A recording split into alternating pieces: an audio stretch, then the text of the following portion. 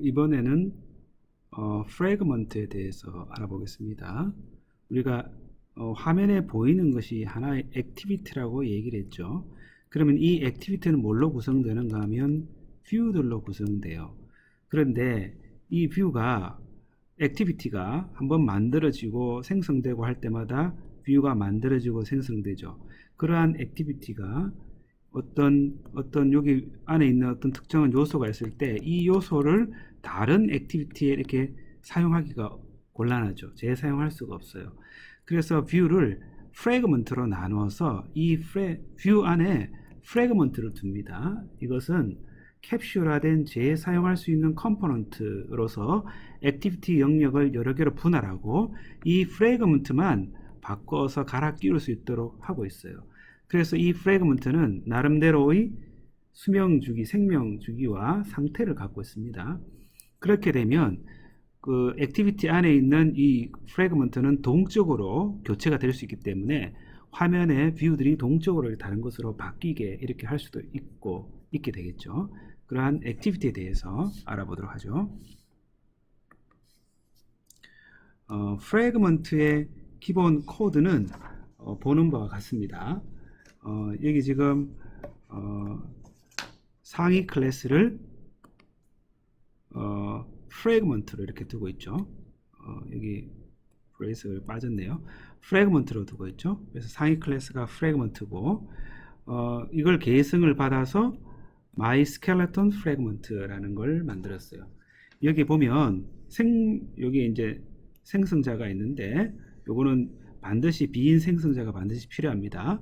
왜냐하면 요걸 생성하는 코드를 분리해야 되기 때문이죠. 그 다음에 그 프래그먼트를 화면에 보이게 하려면 그 프래그먼트 내부를 뷰로 채워야 되겠죠. 그때 호출되는 함수가 onCreateView라는 함수예요. 그러면 이 onCreateView에 여기 인자로 inflator 객체가 넘어오죠. 그래서 inflate 객체가 여기 보면 inflate하고 inflator 객체의 inflate라는 함수를 호출해요. 이것은 뭔가 하면 인자로 받은 이게 이제 그 리소스의 레이아웃이죠. 그죠? XML로 되어 있는 리소스에 있는 레이아웃이에요. 그래서 우리가 지난 시간에 배운 것처럼 XML로 화면의 모양을 디자인한 것을 가지고 실제 뷰로 만들어주는 XML 파일을 뷰 객체로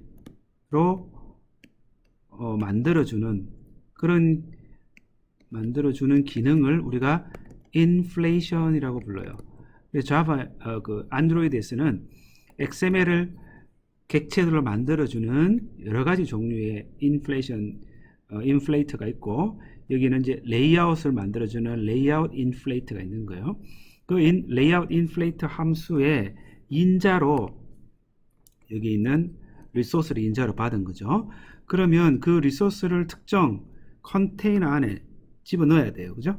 그래서 여기에 부모 뷰 객체를 여기 인자로 받았죠. 여기 인자로 받았던 걸 부모 뷰 객체로 인자를 넣어줬어요. 이렇게 해서 XML을 인플레이션해서 뷰 객체를 만드는 그러한 코드가 여기 지금 그 onCreateView에 있습니다. 그래서 이러한 생명 주기와 관계되는 이런 함수들이 불리는데 이러한 프래그먼트의 생명 주기를 한번 살펴보면 먼저 여기 나와 있는 것이 프래그먼트의 생명 주기입니다.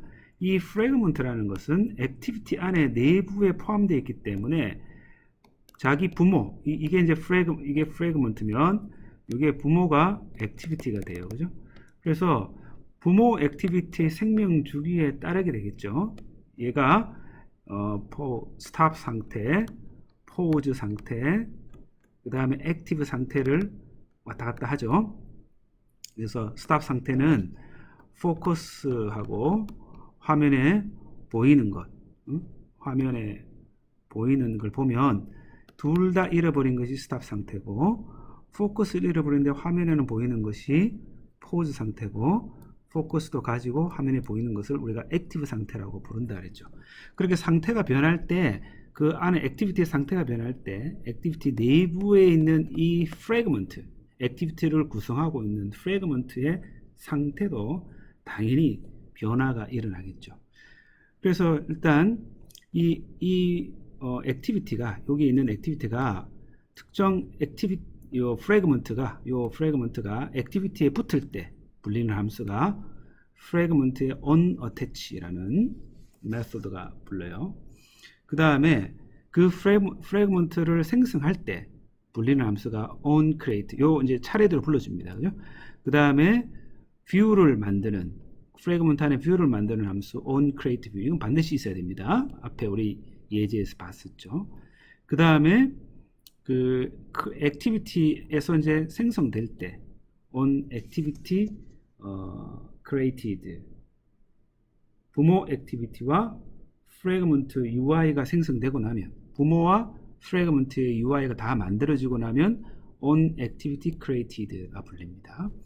그 다음에 이제 가시 수명이 시작될 때 onStart가 불려요. 화면에 이제 보이기 시작하죠. 이때부터 onStart가 불리고 나면 보이기 시작합니다.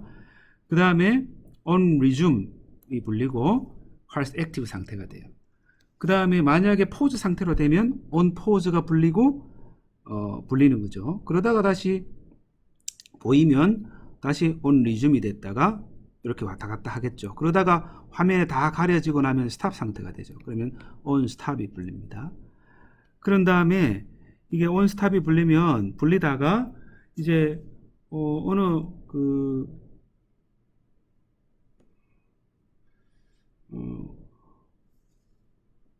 프래그먼트의 뷰가 분리되면 onDestroyView가 불려요. 그러니까 뷰가 분리되어서 이제 없어지는 거잖아요. 그죠? 그런데 그러다가 다시 활성 상태로 바뀔 때는 프래그먼트가 백스택에서 레이아웃으로 복귀하게 되고 onCreate가 뷰가 불릴 수도 있겠죠. 그러다가 이제 액티비티가 제거가 되면 onDestroy가 불리고 그 다음에 프래그먼트가 이 액티비티에서 떼어지겠죠. 그래서 onDetach가 불립니다. 그러다가 다시 이 액티비티가 화면에 딱 보이면 이런 상태를 다시 또 반복해서 진행하게 되겠죠. 그래서 프래그먼트의 수명 주기 이벤트 핸들러를 보면 다음과 같아요. 그래서 인자를 한번 쭉 보세요. 여기서 번들에 있는 save instance state는 요거는 UI 상태 정보를 저장하는 그 위치가 되겠습니다.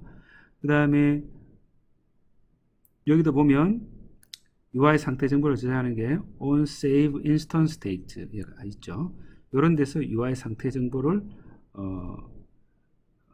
저장하는 게 아니라 저장된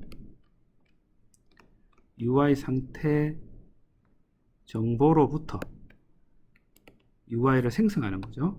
이게 UI를 생성하기 위해서 인자를 이렇게 넘어오는 겁니다.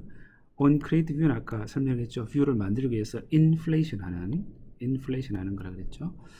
그 다음에 onStart, onResume, onPause 이런 메소드가 있어요. 좀 전에 UI 상태가 생명 주기가 바뀌는 것에 대해서 생략되어 있는 부분이 있는데 이게 이제 onSave instance state예요.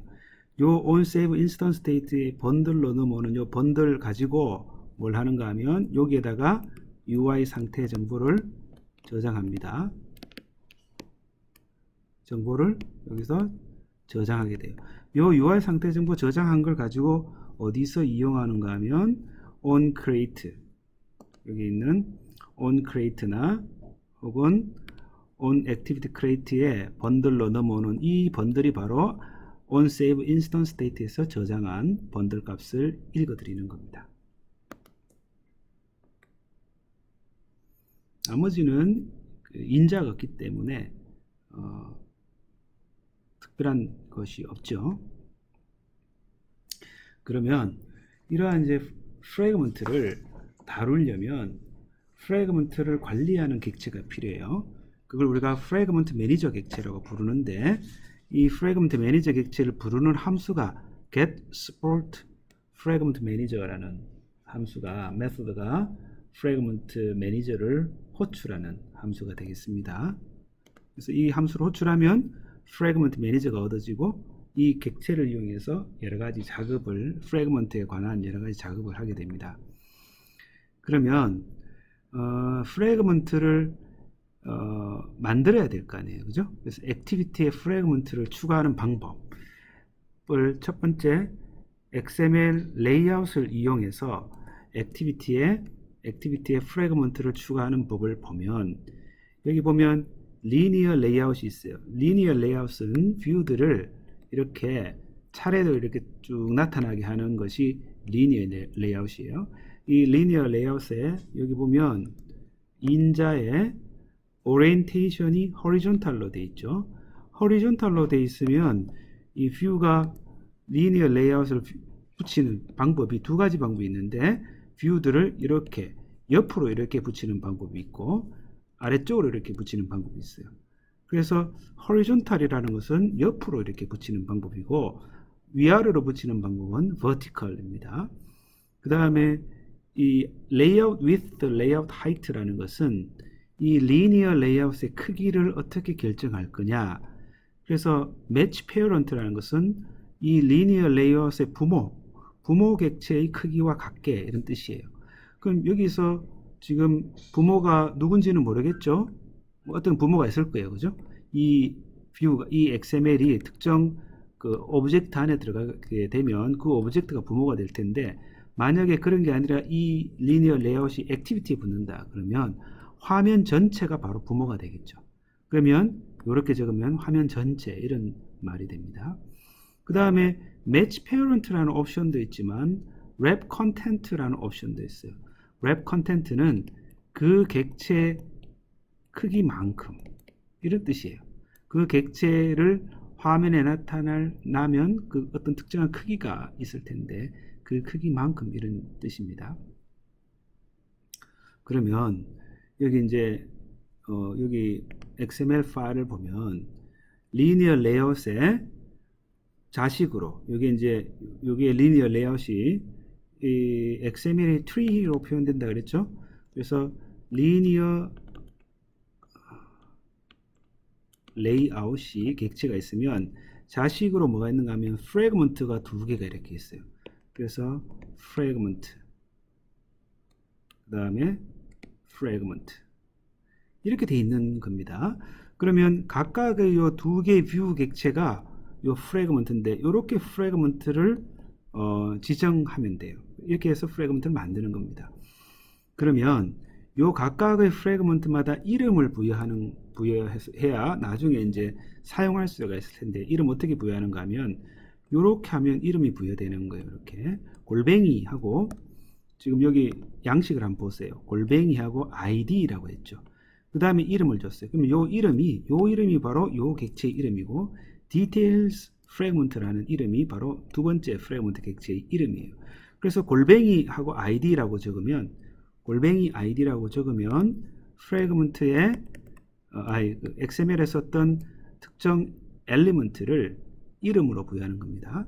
그래서 우리가 여기 있는 요걸 갖다 우리가 뭐라 부르는가 하면 XML에서의 엘리먼트라고 불러요. 그 다음에 요런 것을 여기 있죠. 뭐는 이렇게 표시되어 있죠. 요걸 우리가 뭐라 부르는가 하면 애트리뷰트라고 불러요. 그래서 엘리먼트의 이름과 애트리뷰트 여러 개로 구성되죠. 근데 애트리뷰트는 두 가지 요소로 나눌 수가 있죠. 여기 보면 요 첫 번째 안드로이드 네임 있고 는 하고 또 어떤 값이 이렇게 있잖아요. 그죠? 그래서 요 안드로이드 네임이라는 것은 애트리뷰트 네임이고 요것은 애트리뷰트 value예요. 그래서 애트리뷰트는 애트리뷰트 네임과 애트리뷰트 value로 구성됩니다. 그럴 때 어떤 오브젝트에 요 이름을 부여하는 방법은 애트리뷰트를 만들 때 애트리뷰트 네임은 안드로이드 콜론 id라고 하고 그 다음에 애트리뷰트 value는 이렇게 이름을 주면 돼요. 그럼 이제 궁금한 게 애트리뷰트 네임을 적을 때 안드로이드 콜론이라고 적었잖아요. 그죠? 이거는 뭔가 하면 이 이름이 이게 원래 id 이런 게 이제 그 애트리뷰트 네임이에요. 근데 이 attribute name이 XML을 여러 가지 종류의 XML을 쓰다 보면 이름이 똑같아서 이름 충돌이 발생할 수 있겠죠. 그래서 이 XML에서는 이름 충돌을 방지하기 위해서 namespace라는 걸 지정할 수 있어요. 이건 뭐하고 비슷한가 하면, 유사한가 하면 자바의 패키지하고 유사해요. 패키지가 바로 이름이 충돌되는 것을 방지하기 위해서 도입한 기법이죠. 그래서 이 네임스페이스를 어떻게 부여했는가 하면, 이게 XML NS라는 게 XML 네임스페이스라는 것이고, XML 네임스페이스의 이름으로 안드로이드라는 XML 네임스페이스 이름을 지정했죠. 이 이름이 바로 여기에 나오는 안드로이드라는, 안드로이드 콜론이라는 데 등장하는 거예요. 안드로이드 콜론이 곳곳에 등장하죠. 그 안드로이드가 여기서 정의한 겁니다. 그러면 여기서 어떻게 정의했는가 하면 이렇게 URL로 정의했어요. 그래서 XML에서 네임스페이스는 URL로 정의한다. URL로 정의한다. 그게 이제 좀 특이한 점이죠. 그래서 여기서는 뭔가 하면 리니어 레이아웃이기 때문에 옆으로 이렇게 붙는 걸 만들었는데 옆으로 두 개가 붙어요. 그죠? 그래서 첫 번째 프래그먼트와 두 번째 프래그먼트를 두 개를 이렇게 영역을 확보한 그런 예가 되겠어요.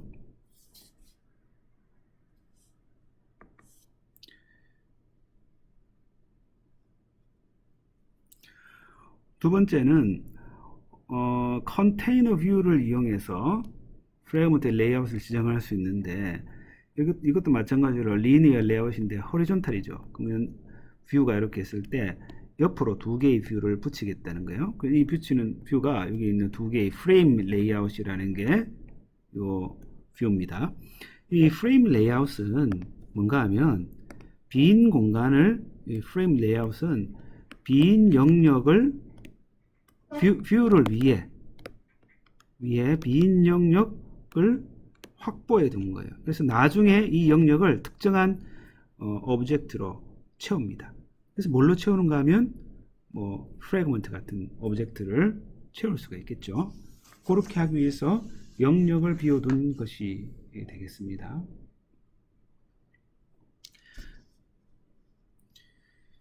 그러면 그 프래그먼트는 런타임 시에, 런타임이라는 것은 실행하는 도중에 이런 말이에요.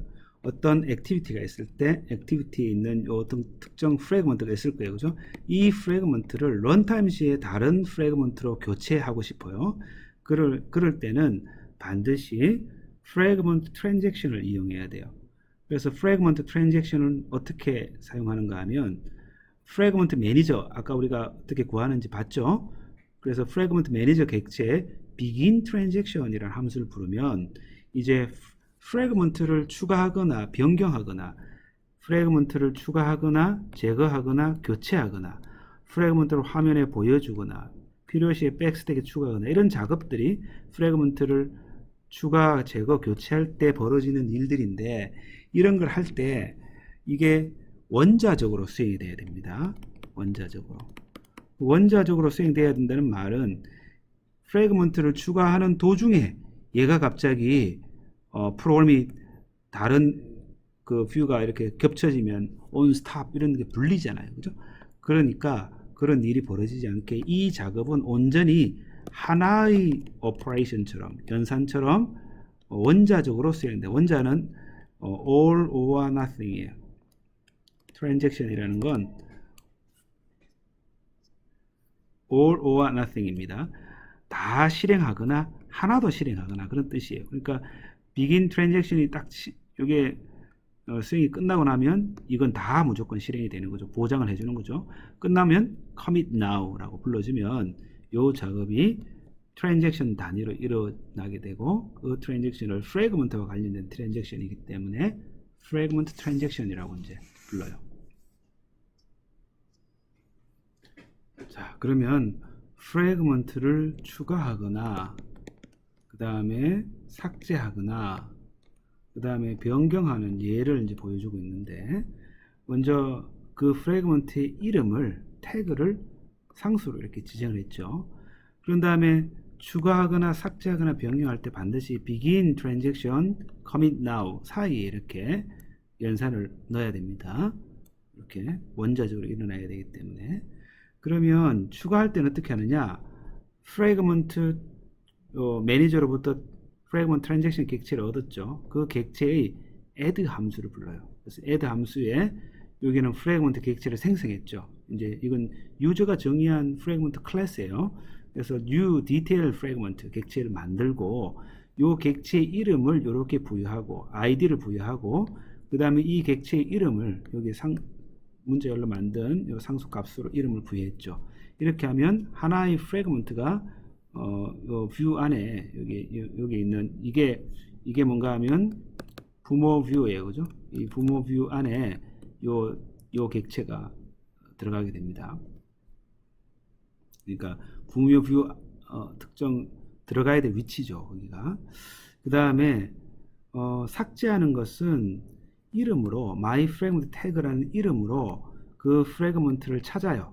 여기 프래그먼트 매니저 객체를 이용해서 매니저 객체의 find fragment by tag라는 함수를 이용해서 여기에 있는 이름을 인자로 넣어주면 그 프래그먼트 객체를 가리키는 이 변수가 하나 얻어집니다. 그러면 remove 하면 요 액티비티에서 그 프래그먼트가 제거가 됩니다. 그 다음에 replace는 트랜잭션 객체의 프래그먼트 트랜잭션 객체의 replace라고 호출하는데, 그러면 replace 되는 그 프래그먼트 객체를 넣어줘야 되겠죠. 그래서 두 번째 인자로 replace 되는 프래그먼트 객체를 요 위치에서 갈아 끼워라 라는 것이고, 그 다음에 이름은 세 번째 인자로 이름을 준 예가 되겠어요.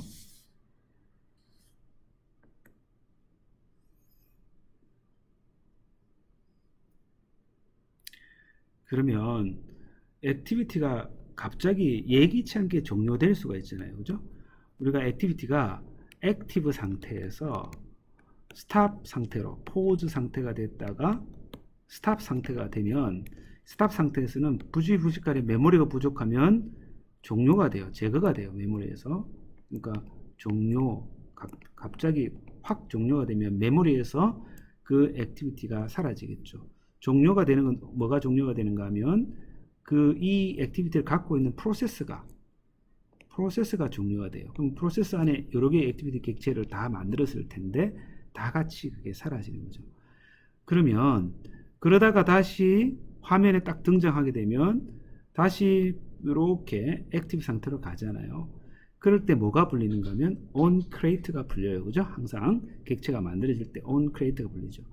그러면 요 save instance state의 값이 null이 아니면, null이면 갑자기 종료된 거예요. 이건 갑작스런 종료 후 이게 아니죠. 갑작스런 종료가 아니라 처음 실행하는 부분이에요. 처음 실행. 근데 그렇지 않으면 갑작스런 종료예요. 이거는 갑작스런 종료. 그러면 갑작스런 종료일 때는 save instance state에 그 UI 상태 정보를 넣어줬겠죠. 그럼 UI 상태 정보 등등등 여러 가지 정보를 보고 이미 복구된 프래그먼트 참조를 얻으면 되고, 처음 실행할 때는 프래그먼트를 생성하고 추가를 하면 되겠죠. 그러면 프래그먼트를 찾는 방법은 프래그먼트 매니저 객체의 find fragment by id라는 함수를 이용해서 프래그먼트를 찾아요. 그러니까 find fragment by id가 있고 find fragment by tag가 있어요. 이 태그는 이제 스트링으로 이름을 줄 수도 있고 id로 이름을 줄 수도 있는데, id로 이름을 줄 때 요거는 id로 찾는 함수고, 스트링으로 이름을 줄 때는 by tag를 이용해서 그 프래그먼트 객체를 찾습니다. 그러면 찾으면 이 함수가 리턴하는 타입은 프래그먼트 타입이에요. 그러니까 실제 그 객체가 프래그먼트가 아닌 my fragment나 detail fragment처럼 이 클래스로부터 계승을 받은 하위 클래스일 거 아니에요, 그죠? 그럴 때는 반드시 타입을 형 변환해서 어떤 특정 변수에 대입을 해야 되겠죠.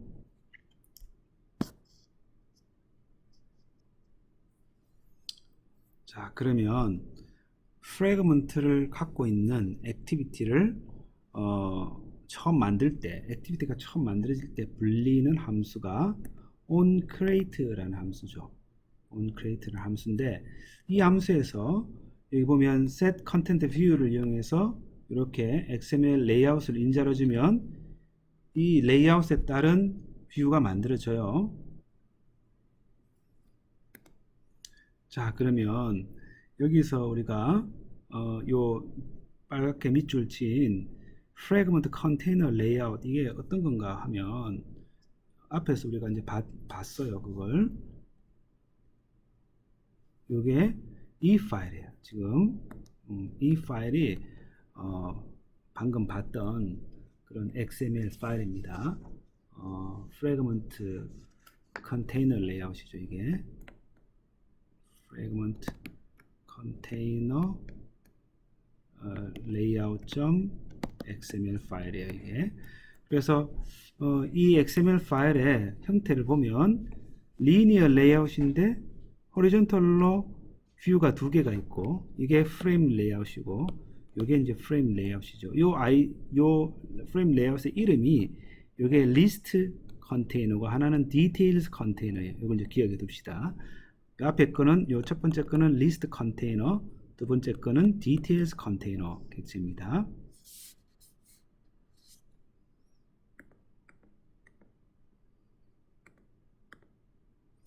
그래서 그 XML 파일을 가지고 set content view 하면 뷰가 이렇게 딱 만들어지겠죠. 이렇게 뷰가 딱 만들어져요. 그러면 이 뷰들을 다 프래그먼트 객체로 이제 갈아 끼울 겁니다.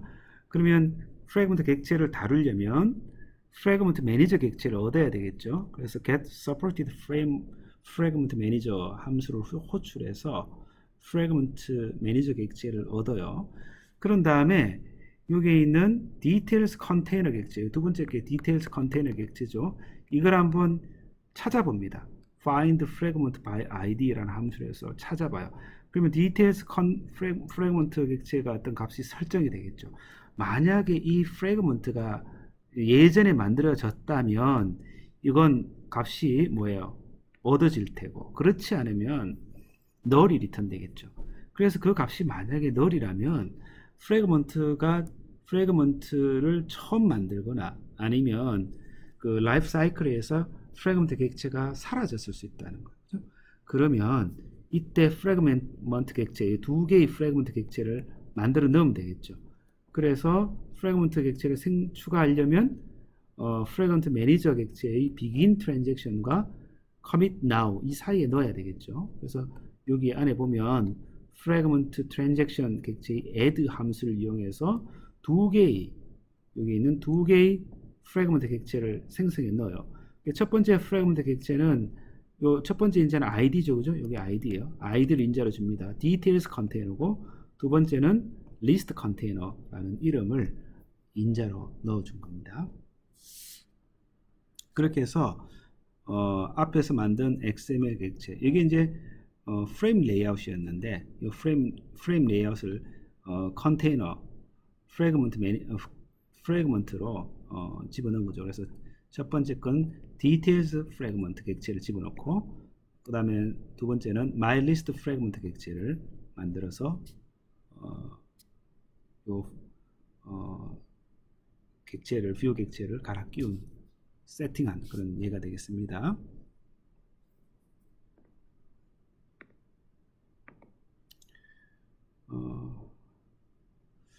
그런데 프래그먼트 이제 여기 보면 이것도 리니어 레이아웃이고 아까 우리가 똑같은 예제인데 컨테이너 안에 여기 이제 리니어 레이아웃 안에 뷰가 두 개 있죠. 여기 둘 다 프레임 레이아웃이에요.